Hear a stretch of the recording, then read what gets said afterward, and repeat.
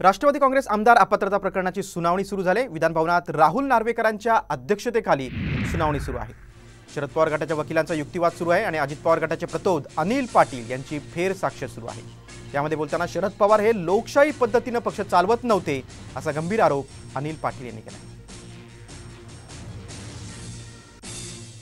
काय युक्तिवाद आहे पाहूया आपण। शरद पवार गटाचे वकील म्हणाले, शपथपत्राची पहिली ओळ आहे की शरद पवार नेत्यांशी चर्चा न करता पार्टी चालवत होते। हे कधीपासून सुरू होते? अनिल पाटील बोलले, जे प्रतोद आहेत अजित पवार गटाचे ते म्हटले, हे मला सातत्याने जाणवत होतं। शरद पवार गटाचे वकील, राष्ट्रवादी पक्षात असंतोष केव्हापासून वाढत गेला? अनिल पाटील, मी पक्षात आल्यापासून जाणवलं, जेव्हा मीटिंग व्हायच्या तेव्हापासून पक्षातील असंतोष दिसून यायचा। शरद पवार गटाचे वकील, तुम्ही सुद्धा पार्टीत आला तेव्हा असंतोष होता का? अनिल पाटील यांचं उत्तर आहे, होय, असंतोष होता।